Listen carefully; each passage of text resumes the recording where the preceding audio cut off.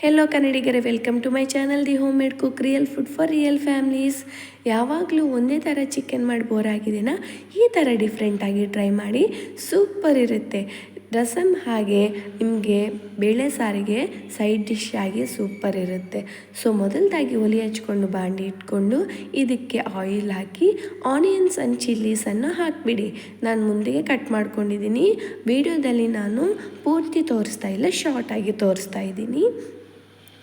ಈ ಥರ ಆಯಿಲ್ ಹಾಕಿದ ಮೇಲೆ ಆನಿಯನ್ಸ್ ಆ್ಯಂಡ್ ಚಿಲ್ಲೀಸ್ ಹಾಕಿ ಸ್ವಲ್ಪ ಫ್ರೈ ಆಗಿದ ಮೇಲೆ ನಾನು ಸಾಲ್ಟ್ ಆ್ಯಂಡ್ ಅರಿಶಿನ ಹಾಕಿದ್ದೀನಿ. ಅವು ಕಲರ್ ಚೇಂಜ್ ಆದಮೇಲೆ ಈ ಥರ ಚಿಕನನ್ನು ಹಾಕಿಬಿಡಿ. ಚಿಕನನ್ನು ಹಾಕಿಬಿಟ್ಟು ಇದರಲ್ಲಿ ಮೇನ್ ಇಂಗ್ರೀಡಿಯೆಂಟ್ ಹಾಕ್ತಾಯಿದ್ದೀನಿ, ಇದೇ ಪುಂಡೆಪಲ್ಲಿ ಚಿಕನ್ ಫ್ರೈಯನ್ನು ಮಾಡ್ತಾಯಿದ್ದೀನಿ. ಸೊ ನಾನು ಈ ಥರ ಸಣ್ಣ ಸಣ್ಣ ಪೀಸಸ್ ಆಗಿ ಕಟ್ ಮಾಡ್ಕೊಂಬಿಟ್ಟಿದ್ದೀನಿ. ನಿಮಗೆ ಕ್ವಾಂಟಿಟಿ ಯಾವ ಥರ ಗೊತ್ತಾಗಬೇಕಂದ್ರೆ 1/2 kg ಚಿಕನ್ಗೆ ನಿಮಗೆ ಕೈ ಎಷ್ಟು ಬರುತ್ತೆ ಅಷ್ಟು ಪುಂಡೆಪಲ್ಲೆ ಹಾಕಿದರೆ ಸಾಕು.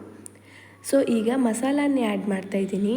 ಇದರಲ್ಲಿ ನಾನು ಕೊತ್ತಂಬರಿ, ಅಲ್ಲ, ಜೀರಾ, ಸ್ವಲ್ಪ ಬೆಳ್ಳುಳ್ಳಿ, ಹಾಗೆ ಸ್ವಲ್ಪ ಚಕ್ಕೆ, ಲವಂಗ ಅವಾಯ್ಡ್ ಮಾಡಿಬಿಡಿ, ಚಕ್ಕೆಯನ್ನು ಹಾಕಿಬಿಡಿ. ಸೊ ಈ ಥರ ನೀವು ಲಿಡ್ಡನ್ನು ಕ್ಲೋಸ್ ಮಾಡಿಬಿಟ್ಟಿದ ಮೇಲೆ ಈ ಥರ ವಾಟರ್ ಅಂತ ಬರುತ್ತೆ. ವಾಟರ್ ಅಂತ ಸಪ್ರೇಟಾಗಿ ಆ್ಯಡ್ ಮಾಡಿಬಿಡಿ. ಇದು ವಿಸಿಲನ್ನು ಹಾಕ್ಸ್ಬಾರ್ದ್ರಿ, ಈ ಥರನೇ ಕುಕ್ ಆಗಬೇಕು. ನನಗೆ 90% ಕುಕ್ ಆಗಿದೆ.